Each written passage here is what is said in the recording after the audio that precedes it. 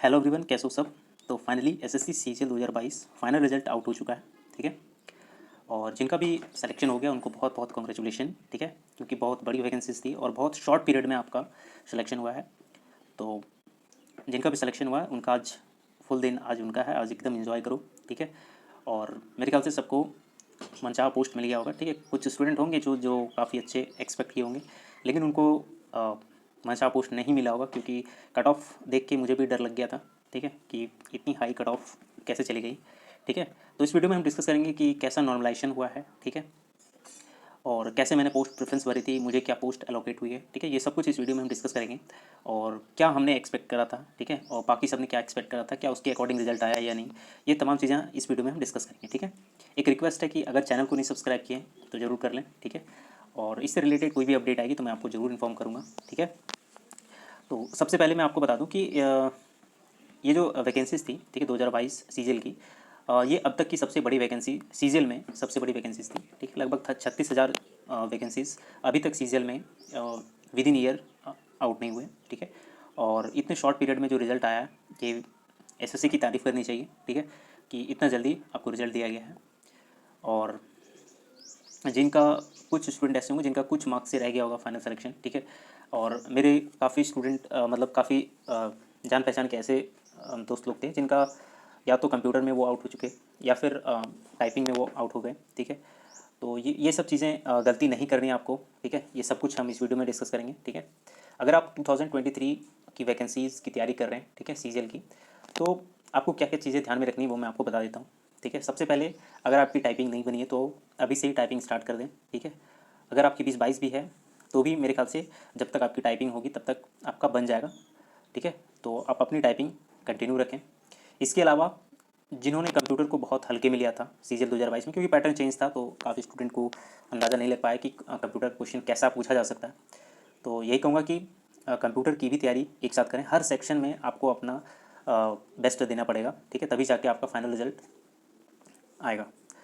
और आप सबको पता है कि कंपटीशन का लेवल डे बाई डे बढ़ता ही जा रहा है। ठीक है, और ये तो इस बार 2022 में वैकेंसीज काफ़ी अच्छी थी, जिसकी वजह से काफ़ी स्टूडेंट का सिलेक्शन बहुत इजीली हो पाया। ठीक है, और मैक्सिमम स्टूडेंट मैंने देखे इसमें 2022 में जो सेलेक्टेड हुए हैं वो या तो CHSL या CGL MTS CPO कहीं ना कहीं सेलेक्टेड है मैक्सिमम। ठीक है, या ऑलरेडी सीजीएल में ही सेलेक्टेड है। ठीक है, वो अपना होम पोस्टिंग वगैरह के लिए जिन्होंने एग्ज़ाम दिया था या हायर ग्रेड पे के लिए एग्ज़ाम दिया था। बहुत ही मतलब जिनका परसेंटेज बहुत ही कम है, जो न्यू कमर्स स्टूडेंट हैं। ठीक है, यानी पहली बार डायरेक्ट उन्होंने सीजीएल दिया, तो ये ऐसे स्टूडेंट काफ़ी कम है। और काफ़ी स्टूडेंट, आप बिलीव नहीं करोगे, काफ़ी अच्छे स्कोरर जो स्टूडेंट थे वो कंप्यूटर की वजह से आउट हो चुके हैं, क्योंकि कंप्यूटर की जो कट ऑफ रखी गई है सीबीटी पोस्ट की, ठीक है, वो हम सब ने जितना एक्सपेक्ट करा था कि नॉर्मल क्वालिफाइंग मेरे ख्याल से जनरल का 18 मार्क्स का था, लेकिन उसको बढ़ा के हम सब ने एक्सपेक्ट करा था कि ज़्यादा ज़्यादा 21 या 25 मैक्सिमम जाएगा, तो 25 तक जा सकता है। ठीक है, लेकिन उससे ज़्यादा ही चली गई। ठीक, 27 चली गई। और मेरे ख्याल से इसमें भी नॉर्मलाइजेशन देखने को मिला है, जहाँ तक मुझे पता चला है कि कंप्यूटर में भी नॉर्मलाइजेशन हुआ है। अब किसका कितना हुआ ये तो मार्क्स आने के बाद ही पता चलेगा। और इसके अलावा नॉर्मलाइजेशन में बहुत वेरिएशन देखने को मिला। ठीक है, हम सब ने जितना एक्सपेक्ट करा था नॉर्मलाइज मार्क्स कितने इंक्रीज़ होंगे। ठीक है, तो एक 3 मार्च का शिफ्ट था जो मेरा शिफ्ट था। ठीक है, उस दिन मैंने भी अपेयर हुए थे 3 मार्च को। तो मेरा one of the toughest shift था, यानी 4 शिफ्टों में सबसे टफेस्ट 3 मार्च को ही माना गया था। और उसमें एक्सपेक्ट था कि 10 से 12 मार्क्स इंक्रीज़ हो रहे थे। ठीक है, बाकी जिसके ज़्यादा मार्क्स होते हैं, ठीक है, उनको ज़्यादा इंक्रीज़ देखने को मिलता है। जिनके एवरेज के आसपास भी होते हैं तो उनको एटलीस्ट 10 या 12 मार्क्स इंक्रीज़ देखने को मिल रहा था। लेकिन अगर यहाँ देखा जाए एक्चुअल में तो वो काफ़ी ज़्यादा इंक्रीज़ हुआ है। कितना इंक्रीज़ हुआ है वो मैं आपको बता देता हूँ। सबसे पहले मैं आपको दिखा देता हूँ कि सबसे मिनिमम कट ऑफ कितनी गई है, वो डिस्कस कर लेते हैं। आप ये देखिए D43 है। ठीक है, ये जो D43 कोड रखा गया है ये हमारा पोस्टल असिस्टेंट सॉर्टिंग असिस्टेंट का। ठीक है, और सबसे कम कट ऑफ जो है इसी की गई है। आप यहाँ देखो EWS की जो कट ऑफ गई है वो 281 गई है। टोटल वैकेंसीज कितनी थी इसमें 1964, यानी 19,640 या समथिंग पोस्ट थी। उसका 10% हमारा EWS के लिए रिजर्वेशन होता है, तो उतनी पोस्ट हमारा इसके लिए गया था, जिसमें हमारा 281 इसका मिनिमम कट ऑफ देखने को मिला। और सबने एक्सपेक्ट कितना करा था वो भी मैं आपको बताता हूँ। यूआर की बात करें तो यूआर में 8,678 पोस्ट हैं, और जो मिनिमम सबसे मिनिमम कट ऑफ गई है अभी तक की 291.8 गई है। जबकि आप देखोगे वैकेंसीज 2022 में 36,000 वैकेंसीज थी। आप समझ सकते हो इतनी मतलब 3 गुना 4 गुना वैकेंसीज थी। ठीक है। नॉर्मल वैकेंसी जब आती हैं तो उसे 4 गुना से 5 गुना कह सकते हो, ठीक है। 7,000 की अप्रॉक्स आती है, तो 7,000 का 5 गुना आप करोगे 35-36,000 की अप्रॉक्स आ रही है। तो आप देखो कि कॉम्पिटिशन का लेवल कितना चला गया है, ठीक है। 291 कट ऑफ गई है, समझ सकते हो आप, ठीक है। यानी 390 में लगभग लगभग आप समझ लो कि 300 मार्क्स आपको लाने ही लाने हैं, तब जाके आप कोई सी पोस्ट आप ले सकते हो, ठीक है। तो इसलिए कहता हूँ कि अभी भी आपका जिनका सिलेक्शन नहीं हुआ वो लगे रहें, ठीक है। हिम्मत ना हारें, कंपटीशन आपको बढ़ता ही देखने को मिलेगा, ठीक है। तो पूरा जी जान से एकदम लग जाएं, ठीक है। एक बार आप मेहनत करें, ठीक है। आप अगर टाइम दे रहे हो तो बहुत अच्छे से टाइम दें, अदरवाइज़ आप किसी अदर सेक्टर में भी जा सकते हैं, ठीक है। ऐसा नहीं है कि गवर्नमेंट जॉब ही करना है, ठीक है। बहुत सारे सेक्टर में जा सकते हैं आपको। आप देखो वैकेंसीज़ बहुत कम होती हैं, लिमिटेड वैकेंसीज़ होती हैं, लेकिन जो फॉर्म अप्लाई होते हैं वो लाखों में होते हैं, ठीक है। और हर किसी को जॉब देना मतलब जॉब लेना भी चैलेंजिंग हो जाता है इस सिचुएशन में। तो इसीलिए उस हिसाब से उस सोच की तैयारी करें अपनी, ठीक है। अपनी स्ट्रेंथ को पहचानें कि आपका जो स्ट्रेंथ है, आप किस सेक्टर में आप ज़्यादा ग्रो कर सकते हो, उस सेक्टर में जाएं, ठीक है। लेकिन मैक्सिमम स्टूडेंट को यही प्रॉब्लम होती है कि वो समझ नहीं पाते कि हमें करना क्या है, ठीक है। अगर आप कंपटीशन लाइन में ही आना चाहते हो तो आपको जम के मेहनत करनी पड़ेगी, सिंपल सी बात ये, ठीक है। इसका शॉर्टकट तरीका नहीं है, ठीक है। और हम सभी स्टूडेंट ऐसे ही हैं, ठीक है। नॉर्मल फैमिली बैकग्राउंड हम लोग का बहुत हाई फाई नहीं होता, ठीक है। तो इसलिए पूरी शिद्दत के साथ अपना मेहनत करें। और मैं एक एडवाइस देना चाहूँगा कि अगर आप सीजल की तैयारी कर रहे हो तो रिवीजन बहुत ज़्यादा करें, ठीक है। मॉक टेस्ट ज़्यादा से ज़्यादा मॉक टेस्ट लगाएं, रिवीजन करें। प्रीवियस ईयर मैं सबसे पहले रिकमेंड करता हूँ हर स्टूडेंट को कि प्रीवियस ईयर ज़रूर आप सॉल्व करें, ठीक है। चाहे वो इस ईयर का हो या फिर इसके पहले का हो, ठीक है, 2 साल पहले का हो, प्रीवियस ईयर जरूर लगाएं। एटलीस्ट आपको 70-80 प्रीवियस ईयर तो आपको एटलीस्ट सेट लगा के ही जाने चाहिए, ठीक है। तभी आपका वहाँ पे स्पीड बन पाएगा, ठीक है। और एसएससी में स्पीड का ही मेन रोल होता है, ठीक है। आपको क्वेश्चन तो लगभग लगभग सभी आ जाएंगे, ठीक है। मैथ्स हो, रीजनिंग हो, आप सॉल्व कर लोगे, लेकिन वहाँ पे आपके पास टाइम नहीं रहेगा। तो उस टाइम को कम करना या फिर उसको मैनेज करना ये तभी हो पाएगा जब आप प्रैक्टिस करोगे, ठीक है। तो प्रैक्टिस बहुत ज़रूरी है। इसके अलावा अब हम बात करते हैं कि नॉर्मलाइजेशन कैसा हुआ है। तो मैं आपको बता दूं कि नॉर्मलाइजेशन मेरे ख्याल से जो नॉर्मलाइज हुआ है वो सबसे ज़्यादा 3 मार्च को और 2 मार्च को ही हुआ है, ठीक है। मेरा 3 मार्च में था, तो मेरे ख्याल से मेरा जो नॉर्मलाइज्ड मार्क्स इंक्रीज़ हुआ है वो लगभग मैं एग्जैक्ट तो नहीं बता पाऊँगा क्योंकि अभी मार्क्स रिलीज़ नहीं हुए।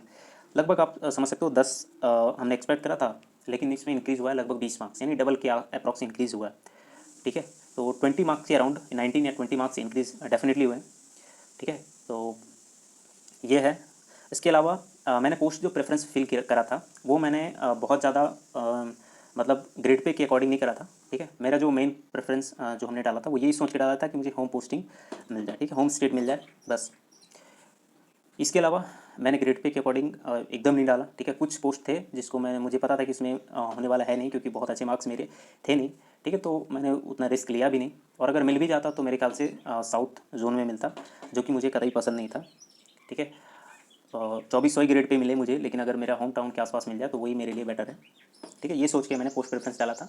तो सबसे पहले मैं जो पोस्ट प्रेफरेंस है वो बता देता हूँ कि शुरुआत के जो पोस्ट प्रेफरेंस थे मेरे 5 या 7, वो अकाउंटेंट, जूनियर अकाउंटेंट, ये सब डाला था मैंने।